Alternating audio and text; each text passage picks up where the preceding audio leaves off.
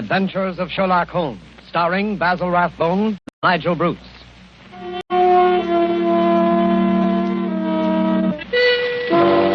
The makers of bromoquinine cold tablets bring you another adventure of Sherlock Holmes with Basil Rathbone as Sherlock Holmes and Nigel Bruce as Dr. Watson.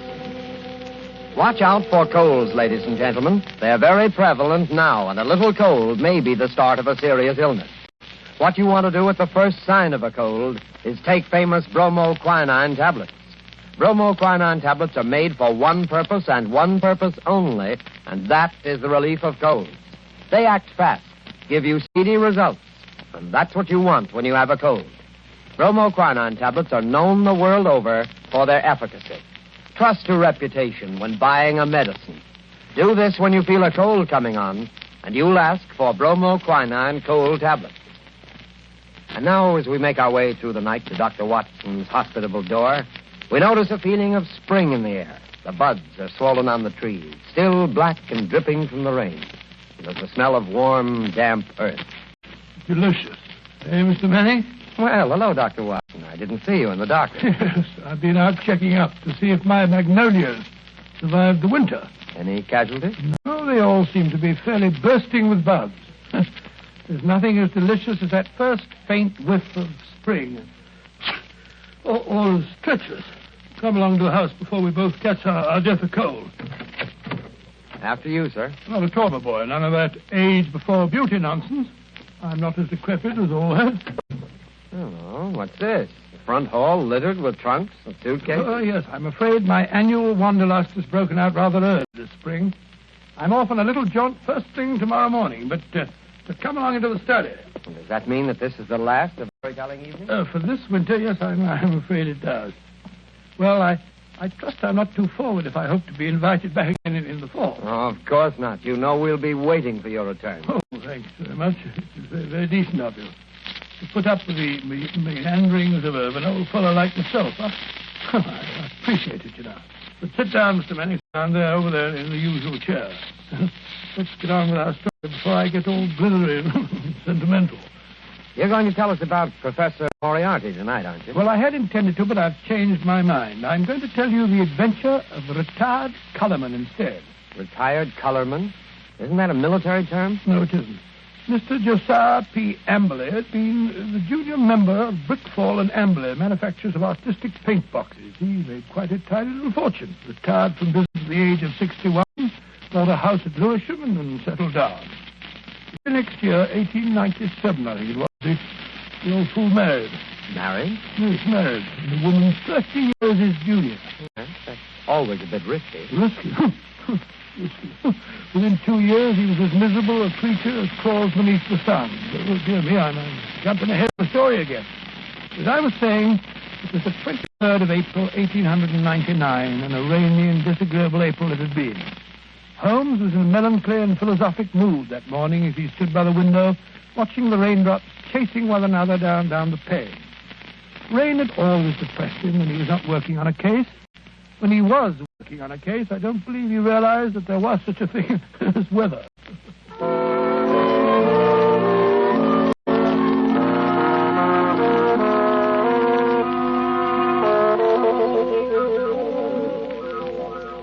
Look at that beastly rain. Hasn't stopped for 3 days.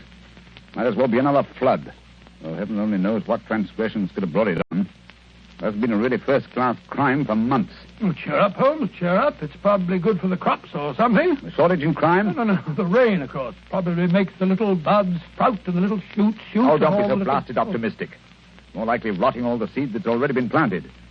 Rain, where the deuce does it all come from? This confounded English climate?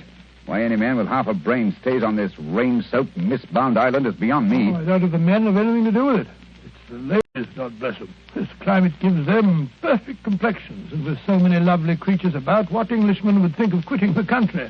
So much beauty, such exquisite... Oh, rubbish, Watson, rubbish. The spring has given you a temporary softening of the brain.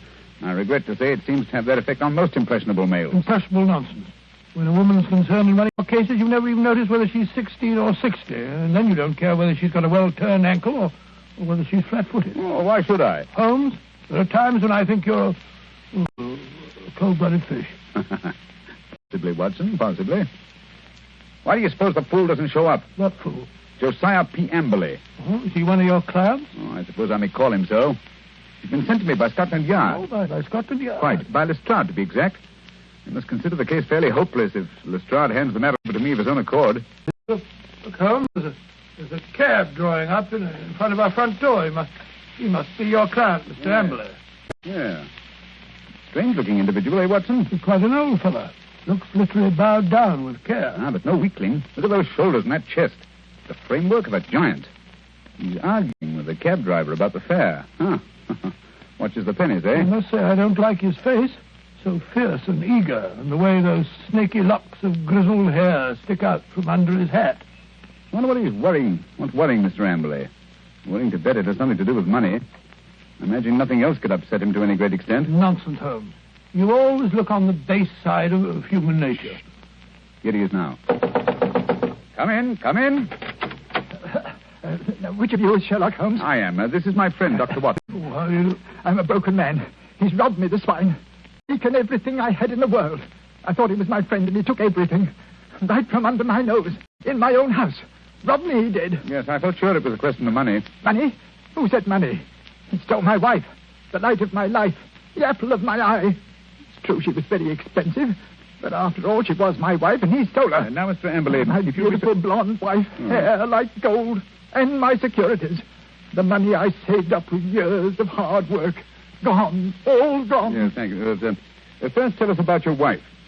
How long have you been married? 2 years. 2 years, and she's tired of me already. 2 little years. Easy now, good man, easy. More facts and fewer recriminations if we're to get to the bottom of this case. Well, 3 years ago I retired. Bought a house. Big house at Lewisham. Cost me plenty of money, that house did. Well, sir, I'd never lived alone in a big house before, and got sort of lonely. House began to need looking after, so I thought I'd start looking around for a wife. Nice, healthy, young wife to look after me. Then I met Ella. Handsome girl she was, too. A good cook. Hair like gold. Could bake a beef and kidney pie that would melt in your mouth. So I thought I might as well get married. Yeah, very practical, I'm sure. Yes, that's what I figured at that time. But, Lord, Mr. Holmes, the money a woman runs into. There made my heart bleed the way the money went. I should have thought you'd have been glad when the other fellow took it off your hands. But who was this... This wolf in sheep's clothing? Yes. His name was Dr. Ray Ernest, a young fellow. He used to come over nights and play chess with me. I see. He stole your wife. Yes, and my securities. Yes, but surely the securities are registered. You can hardly hope to convert them. Maybe not, but I must have them back. And you've got to find those securities for me, Mr. Holmes. You've got to find them. And your wife, of course? Well, of course, wherever she is, they are. Quite. On the other hand, Mr. Amberley, I confess I don't see that I can be of much service. It's a routine matter, and I'm sure that Scotland Yard would be only too glad... They haven't found not a single security. Very well. And we'll do our best. Dr. Watson will take a run down to your house at Lewisham to look over the grounds. Oh, really? Oh, Yes. Lewisham. I hardly expected you to come yourself. After my heavy financial loss, nobody cares if an old man's heart is broken. Stop that. I'm not coming myself because I'm preoccupied with the case of the 2 Coptic patriarchs. This particular case doesn't seem to be very complicated. I'm sure, Mr. Amberley, that Dr. Watson can handle it as well as I could myself. Well, if that's the best that you can offer, I suppose I must be satisfied. Huh? Pampered, that's what she was. And that young man, that dirty pickpocket, I treated him like my own son. He had the run of the house. And now look how they've treated me. Me, who never harmed a soul. Quite. And now, good day, Mr. Amberley. Yes. Well, good day, Mr. Holmes. And I shall expect Dr. Watson this afternoon. You have my address, I believe. Oh, the ingratitude, the rank ingratitude of it all. I must say, Holmes, I like the way you've shoved all this off onto my shoulders. Coptic patriarchs, indeed. You just don't want to go. Right, Watson, right, the very first time. You've been begging for a case all to yourself for months. Well, here it is. Yes, and a nice case you've given me, I must say. That old skin... Oh, my daughter, oh, my ducats, eh? The emphasis on the ducats, if I'm not mistaken.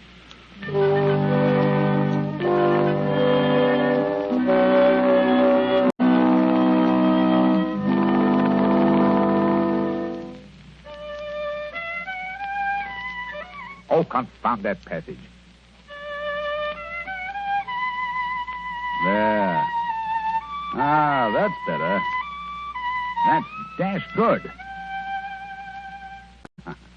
Hello. Steps on the stairs. Watson, if I'm not mistaken, and in a triumphant mood. Hello, Holmes. Well, I'm back. Hail the conquering hero. A successful afternoon, I take it, with the light of victory in your eye. Well, I did manage to dig up a clue or so. Good. Now about Mr. Amberley's place of residence. What's it like? Well, he calls it the Haven. Oh, charming. Yes, isn't it? I think the place would interest you, Holmes. You know that particular quarter, the monotonous brick streets, the weary suburban highways. Well, right in the middle of them lies this beautiful old home, surrounded by a high sun-baked wall, mottled with lichens and topped with moss, the sort of wall... You may omit the first, Watson. I note that it was a high brick wall. What? I should have guessed it was the Haven, even if I hadn't asked a lounger who was smoking outside in the street. A lounger? Yes, a tall, dark, heavily moustached man with a curious look in his eye. With great tinted glasses and a Masonic type-in? Good heavens. How'd you know? Oh, fool. A child of 10 could have seen through that. Oh, Mr. Holmes, I don't see. Never mind. Continue with your story, Watson. Well, I'd hardly entered the gateway before I saw Mr. Amberley coming down the drive to meet me. He began at once, pouring out his grievances. We walked back to the house together. And? Well, once inside the wall, I must say, I've never seen a place worse kept. Garden lined with weeds and in a dreadful neglect. The house, too, was slatternly to the last degree. It just goes to show what happens to a place when there's no womanly hand about to keep it in order. Yes, but Mrs. Amberley's only been missing a few days. Hardly time for so much disintegration to take place. Must have set in before she left. Oh, possibly. At any rate, Mr. Amberley seemed to be ashamed of it. He was doing his best to remedy it, though I must admit that his efforts looked a trifle ineffectual.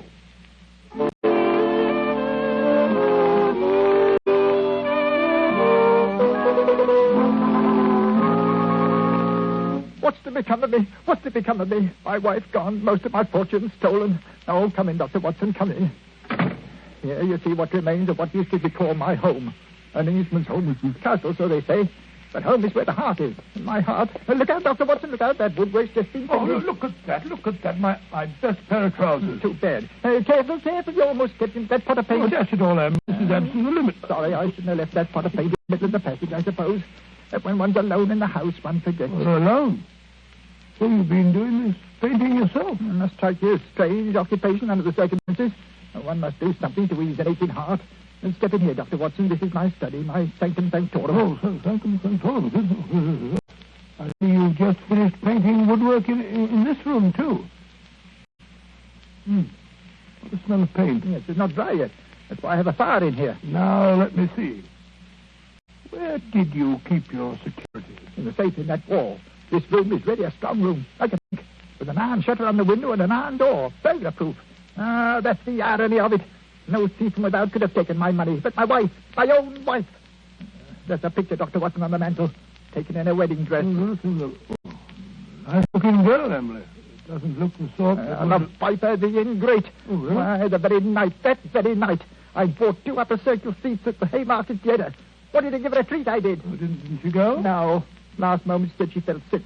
Said she had a headache, she did. I believed her, went alone. When I came back, she was gone. The safe was right... Just a minute. What night was that, Mr. Amler? Last Thursday. Oh, Thursday, was it? Yes, an unused it. Money wasted. She was always wasting money. May I have that ticket, Mr. Amler? Hold on. You would have thrown it in the fire. No, why? I wanted to get rid of it. I want to get rid of everything to remind me of her. Here, give me that picture. Well, I say... There, in the fire she goes closer. May her soul burn in torment. Her picture's burning now.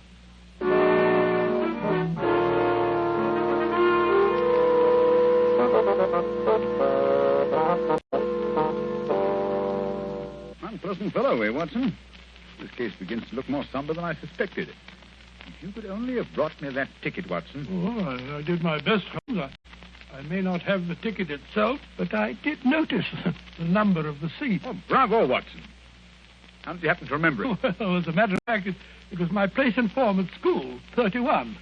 See from the bottom. And so it stuck in my head. Splendid, old fellow. Then Amberley's seat must have been 30 or 32. Hear me now. Who can that be? Well, whoever it is, he's dashed impatient. Oh, yes. Here he comes up the stairs, fairly running.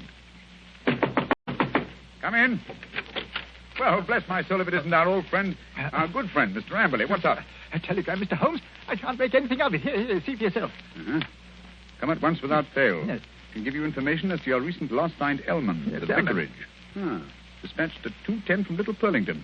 Little Purlington in Essex, I believe, not far from Frinton. You will start at once, of course. Watson, look up the train. It's probably a hoax. What could anyone in Little Purlington But it's know from about a very responsible person. Where's my Crockford? Yes, here it is. We'll look up this minister of the gospel. Elman. Here it is. Yeah, J.C. Elman, M.A., living of Mossmore, Little Purlington. Yes, but I still don't... Surely, Mr. Amberley, you want to find your wife and your lost security, Of course, but it's a waste of time and money. Here we are. Here's a train from Liverpool Street at 5:20. Yes, just have time. Mr. Amberley, you go downstairs and hail a cab. I'll help Dr. Watson throw a few things in the bag. You think I need Dr. Watson? Perhaps I'd better go alone. Oh, no. Maybe a trap for all we know. I don't think I shall go. Mr. Amberley, it would make the worst possible impression on both the police and on myself if you refused to follow up so obvious a clue. We should feel that you are not in earnest about this investigation. Very well, I'll go. Perhaps you'd better go with him, Holmes. What? Take your case, Watson. After the brilliant way in which you've handled it? No. Go along, Mr. Amberley, or you'll miss your train. Very well, but the expense is... Here you are, Watson. Here's your bag. It's packed. Yes, you never know when you may be called off on a case like this. I packed it for you. Holmes, I do think... Quite. Now, whatever you do, see that he really does go to Little Purlington. Yes, I don't think that he's... Again, quite. Should he break away and try to return, get to the nearest telegraph station and send me the single word bolted. I will arrange to have it reach me wherever I am. What? You have something to look into at this end, then? I have, Watson. This case is beginning to take on a rather curious, sinister aspect. Above all, old man, take good care of yourself. And Mr. Amberley.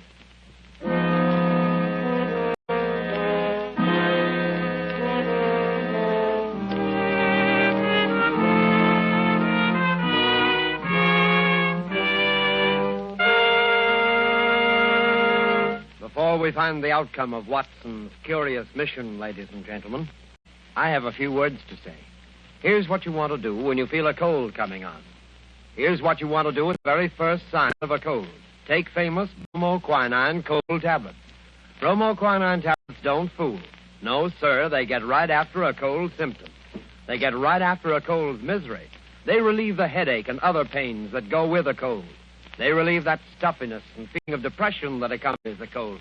They help reduce the fever that goes with a cold. Bromoquinine tablets are fast and decisive in their action. First, because they're made especially for the relief of the common cold. And secondly, because they act internally. You can take lots of things for the relief of a cold, but nothing more reputable and reliable than famous bromoquinine tablets. Get them at any drugstore at the first symptom of a cold. Ask for bromo, B-R-O-M-O, quinine, Q-U-I-N-I-N-E, bromoquinine cold tablets.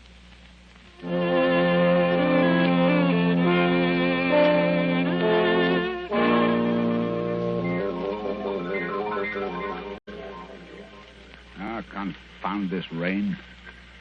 Everything's as dark as a black hole of Calcutta. The haven. Shitty little haven this is.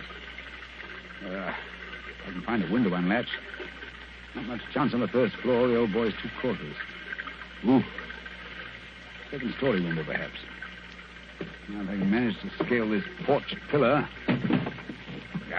This confounded rain. Just slippery as a greased pole. Come on. Hey, there we are. Yeah. Here's the window that's unlatched. Easy. Now. 1 foot over the sill. Up with your hands. Up with them, I tell you. Thought I wouldn't see you prowling round down below, eh? Well, I've caught you red-handed.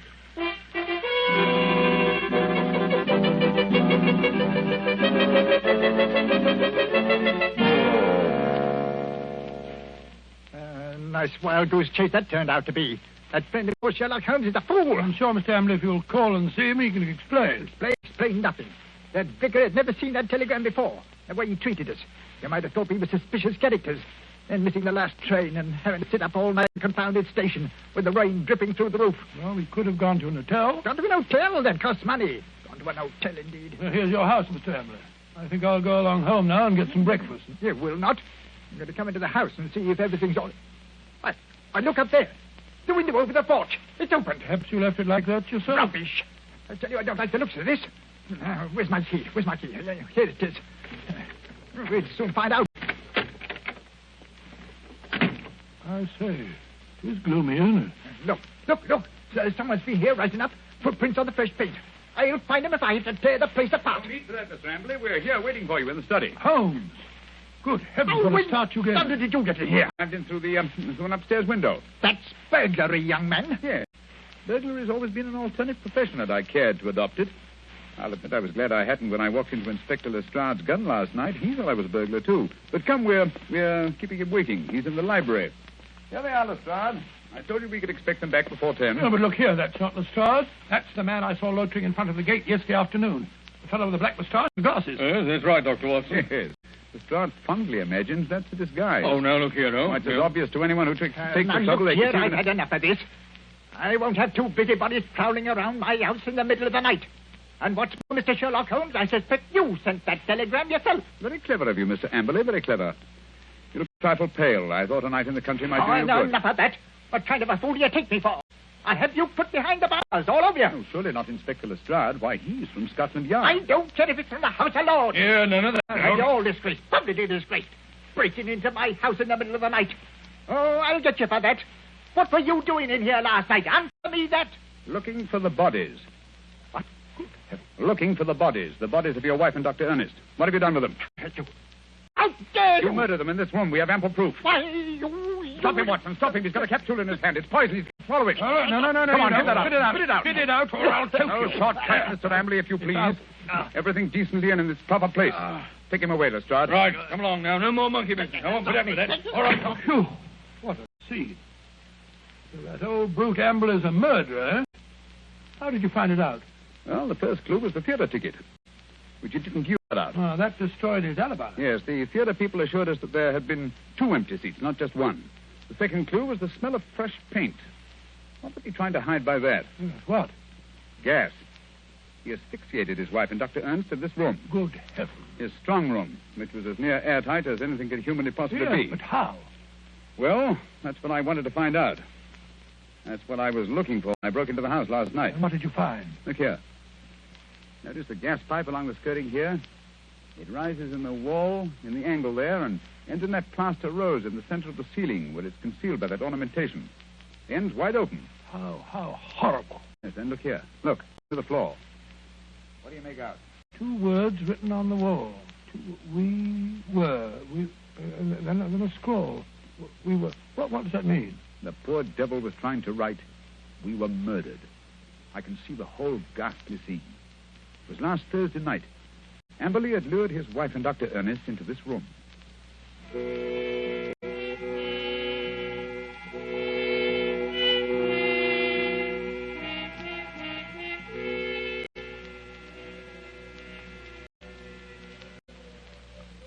Oh, listen to that wind. I wish it would stop. It's not so bad in this room. We'll have a little game in here, eh, Dr. Ernest? Just you sit here, do you? Entertain the doctor while I go and look for the chessmen. Excuse me a minute, Dr. Ernest. Certainly. And if you don't mind, I'll close the door. There's such a draft. It'll be much cozier in here with the door closed. Much cozier. If that wind only wouldn't howl. I feel so depressed. Is there something terrible we're going to happen? Oh, nonsense, my dear Mrs. Amberley. This house is getting on your nerves. Is it any wonder? He gets worse and worse. Oh, Dr. Ernest, I'm so frightened. You must go away. What? Now, don't be alarmed, Mrs. Amberley. I've had your husband under observation for some time. I'm afraid he isn't quite normal. It isn't safe for you to stay here any longer. But, Dr. Ernest, don't you understand? I can't leave my husband.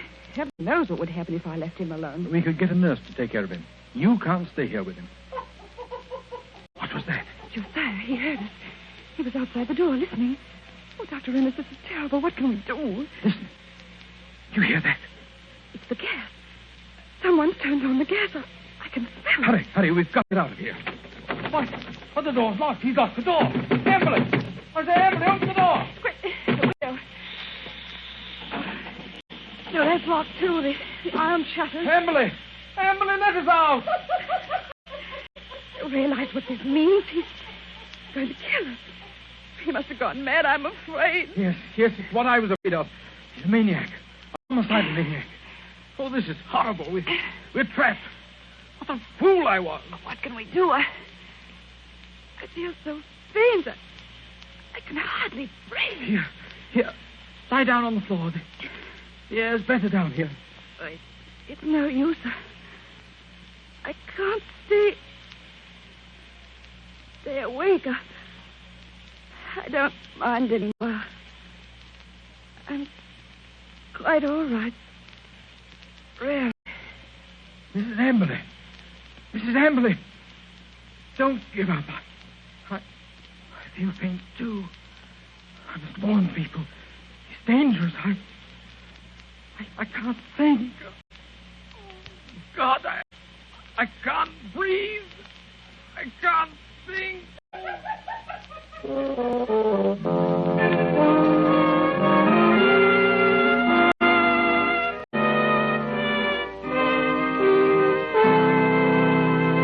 What a tragic story, Dr. Watson. Was Mr. Amberley insane? They decided he was. He ended his days in an asylum. Did they ever find the bodies? Yes, at the bottom of an old well, the opening of which had been cleverly concealed by a dog kennel. I see. And now I'm afraid it's time to say goodbye. Well, not goodbye, Dr. Watson. Au revoir. Oh, just as you say, Mr. Manning. Anyway, in conclusion, I want to thank you and our radio audiences who so patiently listened to the reminiscences of a sentimental old fellow. And I want to wish you all, old and young, an extremely happy summer. Thank you, Dr. Watson. Ladies and gentlemen, in just a moment, Basil Rathbone would like to say a few words to you. But first, may I give you a word of advice? Remember the danger of the so-called common cold. Remember the sickness it can cause and the bills it can cost. Act promptly, decisively, at the first sign of a cold. Take famous bromoquinine tablets. Bromoquinine tablets have a reputation. Their fame extends to all quarters of the globe. Their merit is an assured fact. Reliability is the one thing you want in any medicine, especially medicine for the relief of cold. Don't wait. Don't procrastinate when you feel a cold coming on. Go right to your druggist and get a box of bromoquinine tablets. The small cost may save you a lot in grief and expense. Ask clearly for bromoquinine cold tablets. And now, here's Basil Rathbone. Ladies and gentlemen, to me, Sherlock Holmes has always been one of the greatest characters ever created.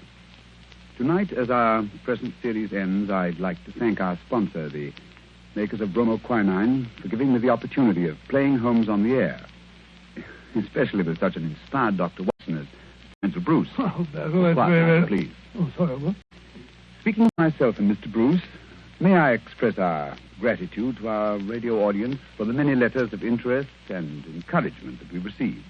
And finally, a word of appreciation to all the performers and others concerned with this program who have helped so immeasurably in making the Baker Street days live again. And now, until fall, it's time for me, too, to say au revoir and good luck.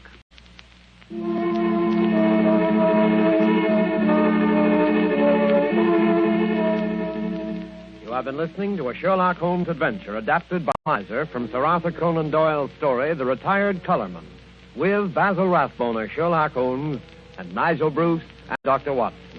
The Sherlock Holmes series was produced by Tom McKnight. This program was presented from Hollywood by the makers of bromoquinine cold tablets, quick relief for colds. This is Knox Manning speaking.